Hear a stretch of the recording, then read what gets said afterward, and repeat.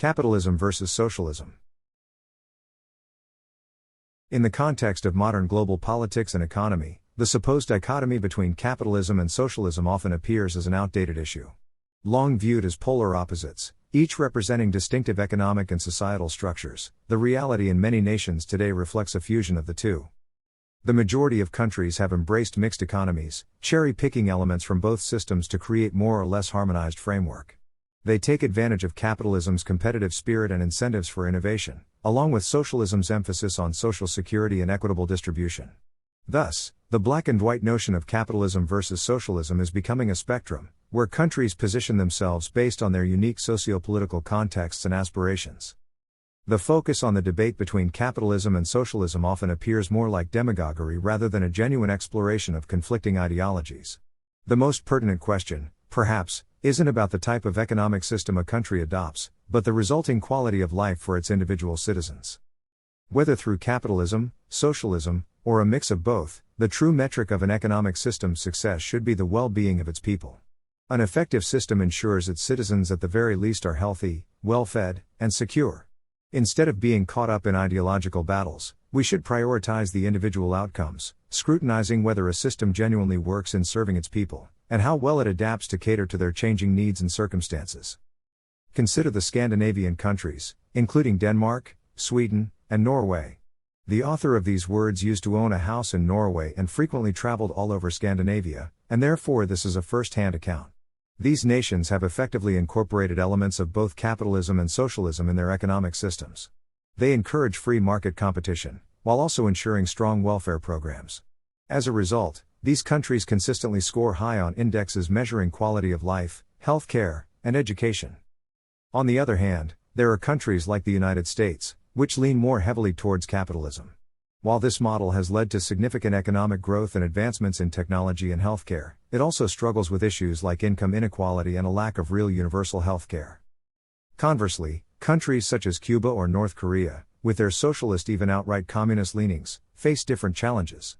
While they may have succeeded in certain social aspects, such as healthcare or education, they have struggled with economic stagnation and restrictions on individual freedoms. Although, we shouldn't forget that both are under heavy sanctions and economic blockade for many years.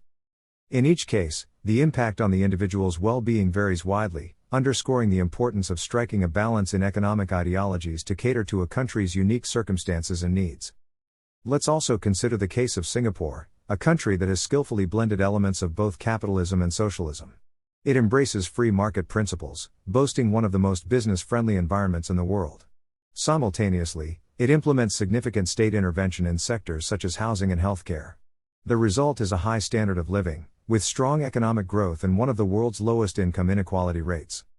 On the other side of the spectrum, we have Venezuela, which has pursued an extensive socialist agenda. Despite vast natural resources, notably oil, the country has struggled with economic instability, hyperinflation, and shortages of basic goods. The well-being of its citizens has suffered significantly as a result. Meanwhile, countries like Germany present a more centrist example, demonstrating a successful model of a social market economy. Here, free market capitalism drives innovation and economic growth, while a robust welfare state ensures social security and equitable wealth distribution. As a result, Germany consistently ranks high in terms of both economic performance and social welfare. These diverse examples highlight the fact that the debate is not necessarily between capitalism and socialism as stark alternatives, but more about finding the right balance and mix that will optimize the well-being of individual citizens. Free market capitalism and individual liberty are often seen as intertwined, but they do not necessarily have to exist hand in hand. The relationship between the two concepts is complex and can vary based on different societal and political contexts. Free market capitalism is an economic system that operates on the principles of supply and demand with minimal government intervention. It fosters competition, encourages innovation, and offers individuals the freedom to engage in economic activities as they choose. Thus, it can indeed be a platform for individual liberty. However, it is possible for a society to maintain aspects of free market capitalism without fully ensuring individual liberties. For instance, certain autocratic or authoritarian governments may uphold free market principles in the economy while suppressing political and social freedoms. Here, individuals might have the liberty to participate in economic activities, but face restrictions in other aspects of their lives. On the other hand, individual liberty can also exist in economies that are not purely capitalistic. Aspects of individual freedom can be protected and promoted in mixed economies or even in societies with more socialist-leaning policies, provided the governance structure ensures individual rights and liberties. Ultimately, while free market capitalism and individual liberty can complement each other in fostering a vibrant, free society, one does not automatically guarantee the existence of the other. It's the role of governance, legislation, and societal norms that often determines the extent of individual liberty within any economic framework. Our current economic and monetary systems, despite their benefits, carry within them significant flaws. Central to these is the issue of inequality, a consequence that many argue is not an unintended side effect but rather a structural component of these systems. Wealth, whether through capital gains or accumulated interest, has a propensity to concentrate in the hands of a few, often widening the socio-economic chasm between groups. Furthermore, the perpetuation of wealth within certain families or classes can result in economic mobility stagnation, inhibiting meritocratic ideals. Another critical issue is the cyclicality of economic activity, commonly referred to as boom and bust cycles. These periods of economic growth and decline, often unpredictably oscillating, can have devastating societal impacts such as unemployment, financial insecurity, and inflation. Furthermore, these cycles can exacerbate inequality, as those without a financial safety net are disproportionately affected. Concurrently, our monetary system, largely orchestrated by central banks' monetary policies, can inadvertently contribute to these issues, with potential for inflation, currency depreciation, and the systemic risks associated with human error or manipulation. The current system's shortcomings are substantial and warrant careful consideration and innovative thinking as we envisage a more equitable and resilient future. Diverse forms of economic organization, when thoughtfully constructed, can certainly foster a more equitable society, while steering clear from the pitfalls often associated with extreme ideological models like a communist dystopia. Decentralized economies, for instance, often emphasize local control and decision-making, which can help ensure that resources are distributed in a way that reflects the needs of the community. Cooperative businesses, owned and operated by the workers themselves, can also offer a path toward a more equitable distribution of wealth, by ensuring that profits are shared among those who generate them. Similarly, the principles of a circular economy, which focus on reuse, sharing, repair, refurbishment, and recycling, could provide more sustainable economic models that not only reduce environmental harm but also create new job opportunities. Moving toward a more equitable society also involves fostering economic policies that emphasize social welfare. This could involve progressive taxation, where the wealthy are taxed at a higher rate, or the implementation of universal basic income, where every citizen receives a set amount of money regardless of their work status. The common thread in these different economic forms is the notion of focusing on people's needs and reducing the extreme concentration of wealth. This focus helps avoid the totalitarian control that is often associated with a communist dystopia, instead promoting a balanced, inclusive, and fair approach to economic organization. There are numerous alternatives to the traditional economic and monetary systems that aren't strictly categorized as capitalism or communism. The spectrum of economic systems is vast and multifaceted, offering various models that prioritize different aspects of societal welfare. For instance, the concept of a mixed economy integrates elements of both free markets, typically associated with capitalism, and state intervention, often seen in socialism. It allows for private enterprise while also employing government regulation to prevent monopolies, protect consumers, and maintain economic stability. In terms of monetary systems, complementary currencies have emerged as a local and sustainable alternative.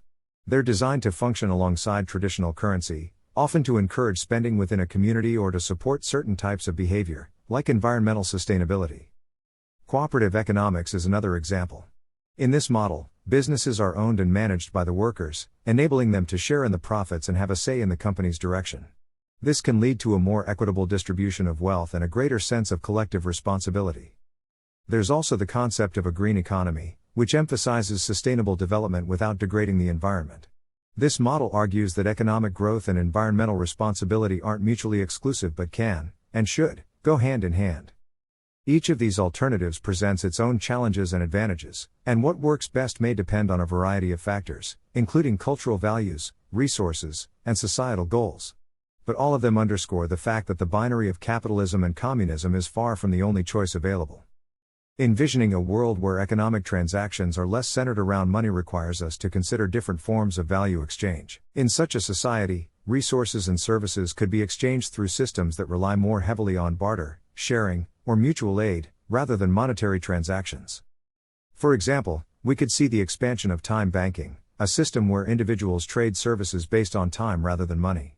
An hour of gardening might be exchanged for an hour of home repairs, irrespective of the usual market rates for these services.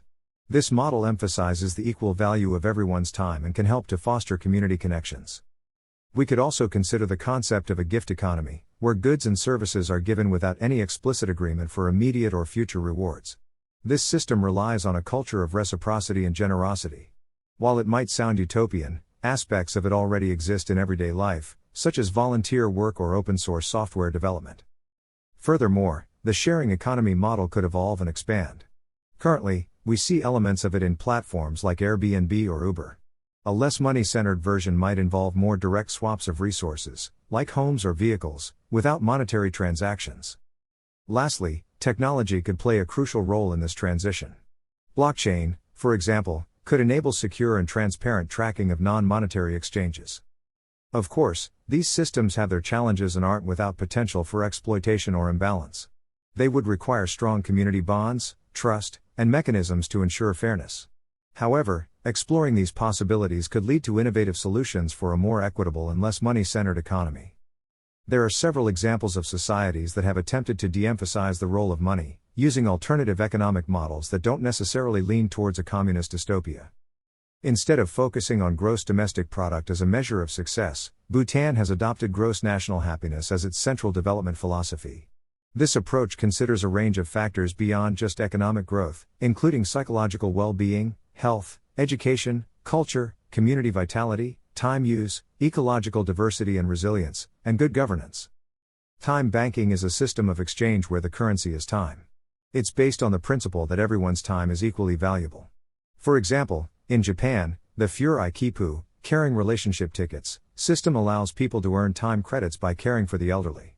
These credits can then be used to pay for their own care in the future or to help their relatives. Transition Towns is a global grassroots movement aiming to increase self-sufficiency to reduce the potential effects of peak oil, climate destruction, and economic instability. They often emphasize local sustainable solutions, community development, and shared resources. Local exchange trading systems are locally initiated, democratically organized, not-for-profit community enterprises that provide a community information service and record transactions of members exchanging goods and services. An example is the Green Dollar Exchange in New Zealand. Commons-based peer production is a term coined by Harvard Law School professor Yochai Benkler. It refers to any collaborative endeavor to create content, goods, or services. Examples include open-source software like Linux and collaborative projects like Wikipedia. These systems and practices show the potential for societies to organize around principles that de-emphasize traditional money and foster a more communal and equitable approach to economic activity. The current economic and monetary systems, predominantly characterized by free market capitalism, have indeed spurred significant growth and prosperity. However, they often fall short in addressing the needs of all individuals due to several key reasons. These systems inherently create wealth disparities as some individuals and corporations amass significant wealth while others remain in poverty. The gap between the wealthiest and the poorest has been growing in many countries, making it increasingly difficult for those at the bottom to meet their basic needs. Economic opportunities are not equally distributed. Factors such as your family's wealth, your geographic location, race, gender, and more can significantly impact your access to quality education, jobs, and other opportunities for economic advancement. The free market system often leads to employment instability, with many individuals working in precarious, low-wage jobs or facing underemployment, where they are working fewer hours than they would like or in jobs that don't utilize their skills fully. While not directly a part of the economic and monetary system, the way a society decides to handle economic hardships greatly affects the outcomes for individuals. In many places, social safety nets are inadequate to support those who are unemployed, sick, or elderly. Market systems often fail to account for externalities, costs or benefits that affect a party who did not choose to incur them, like pollution. This can lead to overproduction of harmful goods and underproduction of beneficial ones, like public parks or clean energy. The emphasis on continuous economic growth can promote overconsumption and a culture of consumerism, which is not only environmentally unsustainable but also doesn't necessarily lead to greater well-being. The interconnectedness of the global financial system can lead to widespread economic crises, as seen in the 2008 global financial crisis. Such crises often hit the poorest and most vulnerable the hardest. In sum, while our current economic and monetary systems frequently overlook the needs of many individuals, leading to inequality, instability, and unsustainability. How can we restructure our economic system to be more human-centric rather than profit-centric? How might our societies evolve if we were to gradually reduce our dependence on money? Shifting our economic system to be more human-centric requires a holistic approach that prioritizes people and the planet over profit. Here are a few ways we could restructure our current system. Implementing progressive economic policies could include higher minimum wages, stronger labor protections, robust social safety nets, and progressive taxation. Such policies would aim to reduce income inequality and ensure all individuals can meet their basic needs. Promoting cooperative economics. In cooperative businesses, employees own and operate the business, leading to a more equitable distribution of profit and decision-making power. Prioritizing sustainability. By integrating sustainability into economic policy and business practices, we can ensure our economic activities do not harm our planet. This could include regulations to limit pollution and incentivize renewable energy. Measuring success beyond GDP. Currently, GDP is the dominant measure of a nation's success. However, it doesn't account for inequality, well-being, or environmental impact. Alternative measures, like the Genuine Progress Indicator, GPI, or Bhutan's Gross National Happiness, GNH, could offer more holistic assessments of national progress. If we were to gradually reduce our dependence on money, our societies might evolve in several ways. In systems where resources are shared or exchanged without money, communities could become more self-sufficient and resilient. Local systems of barter or trade could help communities weather economic downturns.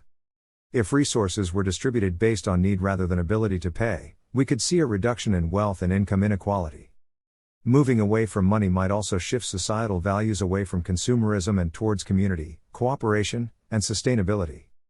Necessity being the mother of invention, new systems of exchange and valuation could lead to innovative solutions for resource distribution, environmental sustainability, and social welfare. Such transformations wouldn't be without their challenges. They would require considerable changes in policy, business practices, and societal attitudes. However, a shift towards a more human-centric economy and a reduced dependence on money could lead to a more equitable, sustainable, and resilient society. In the realm of economic evolution, technology has the potential to function as a profound catalyst, fostering the development of alternative systems that transcend the traditional confines of capitalism and socialism.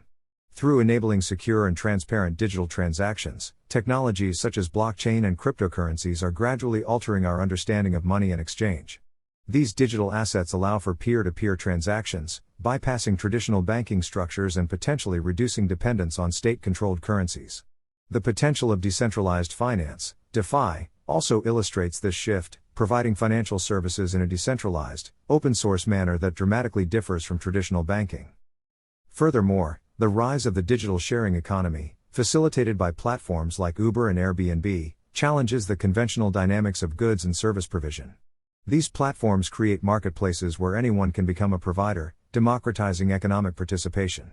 The next evolutionary step in this area could be platforms owned cooperatively by their users, ensuring that the value created is equitably distributed. Likewise, the proliferation of e-learning platforms may democratize access to education, enabling more people to acquire skills and improving economic equity. Thus, technology could serve as a key instrument in constructing a society that is less reliant on established economic and monetary systems, fostering a more equitable and participatory economic landscape. Many consider the debate between capitalism and socialism outdated because it presents a false dichotomy. It presumes that these are the only two systems available and that they are mutually exclusive, which oversimplifies the spectrum of economic systems. Today's world features a range of hybrid systems, combining elements of both free market capitalism and state-guided socialism to varying degrees. Furthermore, this debate often fails to address the underlying issues of economic inequality, environmental sustainability, and human well-being, which have gained increasing recognition as fundamental concerns. Public policy should prioritize individual needs by enhancing social safety nets, ensuring equitable access to education and healthcare, and actively working to reduce income inequality. Encouraging more democratic and cooperative business models can also ensure that economic benefits are more equitably shared. Furthermore, encouraging a cultural shift towards valuing community, cooperation, and sustainability over consumerism and competition can also play a crucial role. This could involve education and awareness campaigns, policy incentives, and grassroots community initiatives. In short, while the system provides the framework, It should not be viewed as an inflexible mold. It is possible, and necessary, to adapt and reshape that system to better serve the needs of individuals. The debate between capitalism and socialism, while historically significant, can sometimes function as a smokescreen that obscures the deeper issues at hand. It often distracts from the urgent necessity to address the profound economic disparities, social inequalities, and environmental challenges we face. The fierce allegiance to one system or another can overshadow the fundamental goal, to improve the quality of life for all individuals. To shift the focus more towards an individual's well-being, we need to reconsider the metrics by which we measure societal progress. Economic growth, as gauged by GDP, has long been the dominant measure. However, this does not account for wealth distribution, environmental impact, or general well-being. Instead, we could embrace metrics that consider these factors, such as the Human Development Index or the Genuine Progress Indicator. Policies need to be adjusted accordingly, emphasizing aspects like income equality, education for all, healthcare accessibility, and environmental conservation. Focusing on individual well-being can help mitigate societal issues regardless of the economic system in place. A society that prioritizes well-being is likely to invest heavily in public goods, such as education, healthcare, and environmental protection. Better education leads to a more informed citizenry capable of making wise decisions for themselves and their communities. Accessible healthcare ensures that all people can lead healthy, productive lives. Environmental stewardship protects the resources upon which we all depend. By shifting the focus away from ideological adherence and towards the universal goal of enhancing well-being, we can cultivate a society more attuned to the needs of its people, ultimately leading to a more harmonious, equitable, and sustainable world. The debate between capitalism and socialism can become a form of demagoguery when it's used to oversimplify complex economic and social issues, and when it's employed to manipulate public opinion without offering substantial solutions. This binary framing can perpetuate division and conflict, as it implies an us versus them dynamic that may not accurately reflect the complexity of modern economic systems. This rhetoric often serves as a distraction from addressing the core issues at hand, such as economic inequality, environmental sustainability, and social justice. Since the peak of the capitalism-socialism debate during the Cold War, societal needs have significantly evolved. Technological advancements have transformed the way we work, communicate, and live, creating new opportunities but also new challenges. Automation and digitalization have reshaped labor markets, making some jobs obsolete while creating others. These developments demand new skills, leading to a greater emphasis on continuous learning and adaptation. Moreover, growing awareness of environmental issues, particularly climate change, has underscored the need for sustainable development. This requires a significant shift in how we produce and consume goods and services, calling into question the relentless pursuit of economic growth at the cost of environmental health. Furthermore, societal attitudes towards issues such as gender, race, and sexual orientation have progressed, leading to a greater focus on diversity, inclusivity, and social justice. Health and well-being, both physical and mental, have also become more central to our understanding of what constitutes a good life. Therefore, while the capitalism versus socialism debate persists in some circles, our modern world presents a diverse array of needs and challenges that demand more nuanced, multifaceted solutions. Focusing on individuals rather than the larger economic debate is essential because economies are made up of individuals, each with their unique needs, aspirations, and circumstances. The purpose of any economic system should be to enhance the well-being of these individuals, ensuring they have the resources and opportunities needed to lead fulfilling lives. When discussions get lost in abstract debates about economic ideologies, the practical implications for individuals can be overlooked. It's easy to forget that behind the statistics and economic indicators are real people with real lives. Policies that look good on paper or in theory may not necessarily translate to improved well-being for individuals if they fail to consider the diversity and complexity of people's lives. The individuals are not just passive recipients of economic outcomes. They are also agents of change.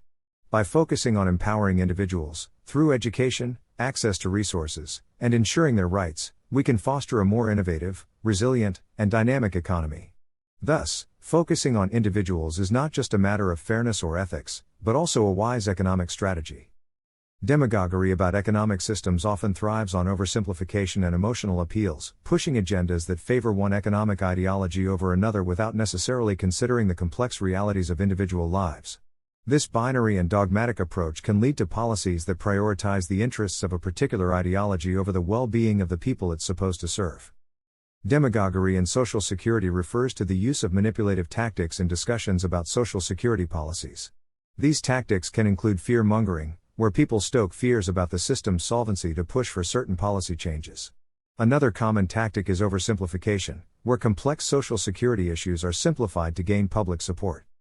False promises, such as promising higher benefits without a clear way to fund them, or guaranteeing to protect all benefits without considering the system's long-term sustainability, are also used to sway opinion.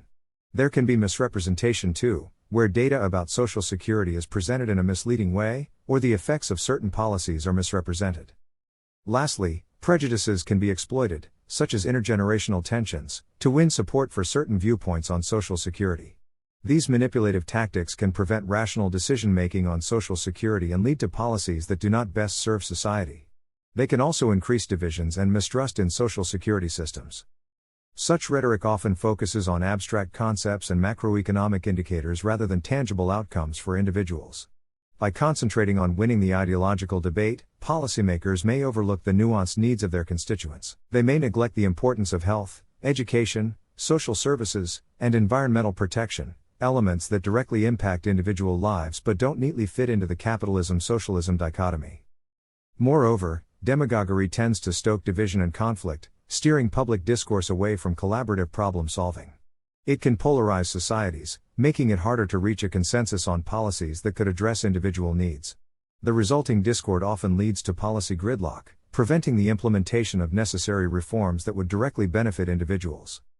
Fulfilling individual needs can serve as a common ground between different economic ideologies, as the ultimate goal of any economic system should be to ensure the well-being of its people.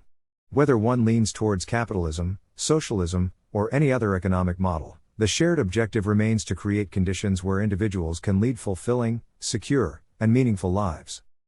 By focusing on individual needs, policy debates can shift from ideological differences towards practical solutions. For example, ensuring everyone has access to quality healthcare or education is a universal need, irrespective of whether it's addressed through market-based solutions, state provision, or a mix of both.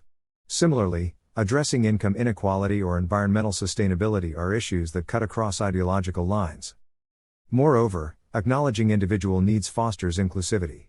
Economic ideologies often operate in broad strokes, while individual needs underscore the diversity of experiences and circumstances.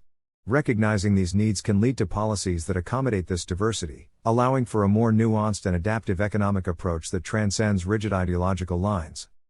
In essence, focusing on fulfilling individual needs could lead to a more pragmatic and empathetic approach to economic policymaking. By recognizing shared goals and leveraging the strengths of different economic models, we can foster an economic system that is resilient, inclusive, and capable of delivering improved quality of life for all individuals.